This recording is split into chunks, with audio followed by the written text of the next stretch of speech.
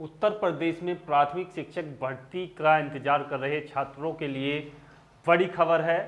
शासन की हुई बैठक में निर्णय लिया गया कि उत्तर प्रदेश में देश की सबसे बड़ी शिक्षक भर्ती कराई जाएगी। ये जो है प्राथमिक शिक्षकों के पदों के लिए भर्ती की प्रक्रिया होगी। तो इस भर्ती प्रक्रिया के बारे में जानने के लिए आप जो है वीडियो को पूरा देखें और सही तरीके से जो है आप जो है लाइक और शेयर कर दें। यहाँ पर बात करते हैं कि शासन की जो बैठक है उसमें आखिरकार इस तरीके का निर्णय लिया गया है कि सबसे बड़ी टीचर भर्ती होगी और ये जो टीचर भर्ती होगी ये प्राथमिक स्तर के जो टीचर्स हैं उन पर भर्ती होगी। 2 लाख से अधिक विभिन्न विभागों में विभिन्न स्तर के टीचरों की वैकेंसीज खाली हैं, जिसमें लगभग यहाँ पर 1,30,000 के आसपास जो वैकेंसीज हैं वो प्राथमिक शिक्षक भर्ती यानी कि प्राथमिक शिक्षकों के पद खाली हैं। अब कयास लगाए जा रहे थे कि 51,000 पदों पर भर्ती होगी या 97,000 पदों पर। तो जैसा कि सरकार ने मंशा स्पष्ट की है कि क्योंकि 69,000 पर आपकी पहले ही भर्ती हो चुकी थी, तो 69,000 से अधिक पदों पर ही आपकी भर्ती होगी। और ये माना जा रहा है कि लगभग 72,000 पदों के लिए ये विज्ञापन आपको देखने को मिलेगा।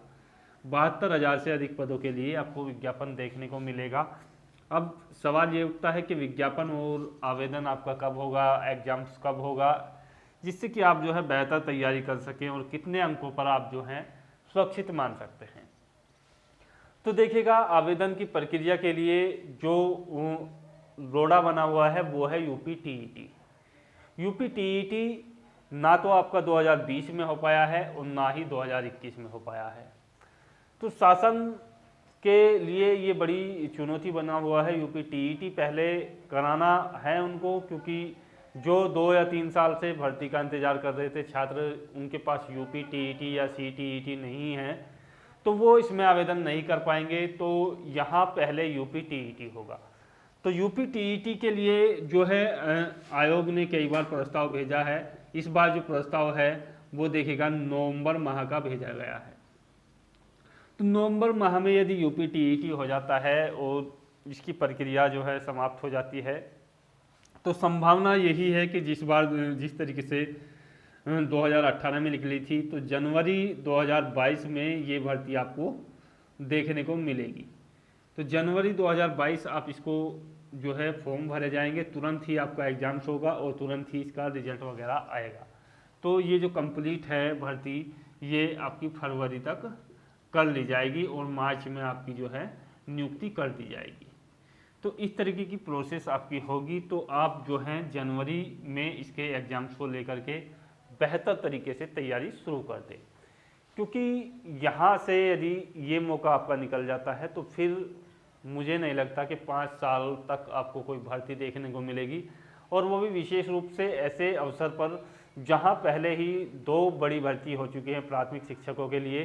तो कैंडिडेट्स उनमें छट चुके हैं जो ज़्यादा बेहतर थे, जो कुछ बचे हुए हैं, तो वो यहाँ पर अपना मेहनत कर करके निकाल सकते हैं। क्योंकि फिर जो 4-5 साल यदि एकत्रित हो जाते हैं कैंडिडेट्स, तो फिर इतना अच्छा अवसर आपको नहीं मान सकते उसको, क्योंकि नए कैंडिडेट्स आ जाते हैं काफ़ी अच्छे अच्छे अंकों वाले। तो यहाँ से आप जो है तैयारी शुरू कर दें। अब तैयारी के लिए आपको जो है मैंने आपको क्लियर कर दूं कि 10 से 11 सब्जेक्ट इसमें आते हैं, सभी से थोड़े थोड़े क्वेश्चंस आते हैं।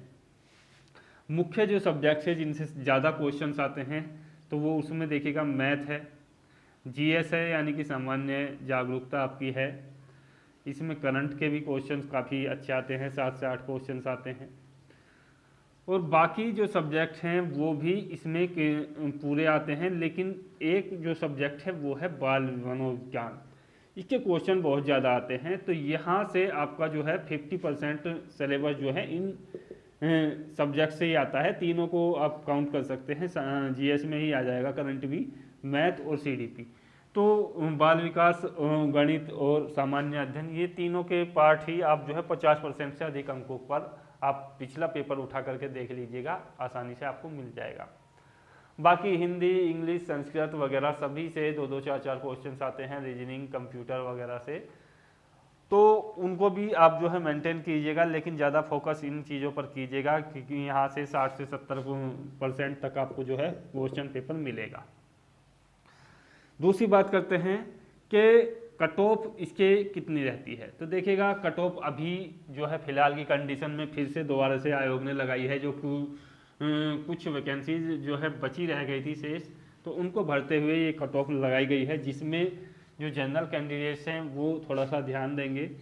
तो जनरल कैंडिडेट्स की जो कट ऑफ है वो 67 से प्लस में है।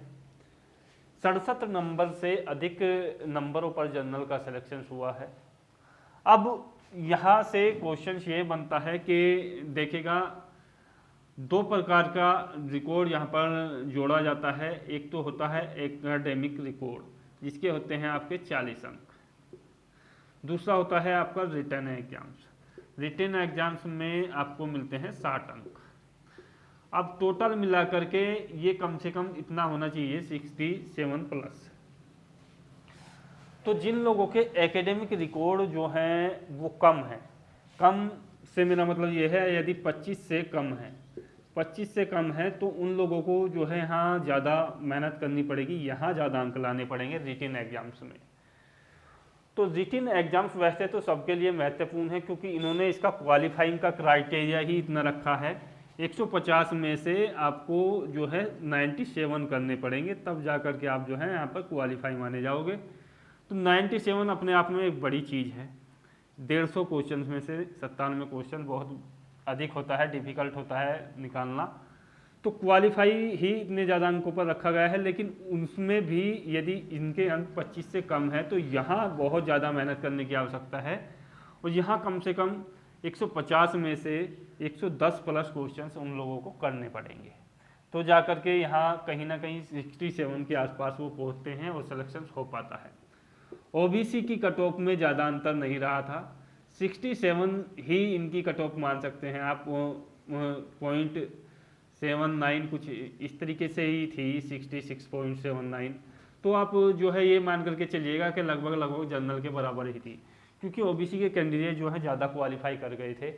90 पर उनका क्वालिफाइंग स्कोर था। ओबीसी और एससी के लिए जो ये स्कोर था क्वालिफाइंग वाला वो 90 था। अब इन 90 पर स्कोर हो गया, और ये जो एकेडमिक है इनका काफ़ी अच्छा था कुछ लोगों का, तो जिसकी वजह से कट ऑफ जो है यहाँ जनरल के बराबर ही लगभग देखने को मिली। एससी की या एसटी की बात की जाए तो यह 59 तक इनका हुआ था सिलेक्शन, जो अभी 69,000 वाली शिक्षक भर्ती है। तो कहीं ना कहीं मैंने आपको क्लियर कर दिया है कि कहाँ आपका टारगेट कितना होना चाहिए और किस तरीके से आपको तैयारी करनी है। चैनल से आप जुड़ जाइएगा, जो भी कोशिश होगी क्लासेज फ्री दी जाएंगी आपको और पीडीएफ भी मुहैया कराई जाएगी। जय हिंद, धन्यवाद, जय भारत।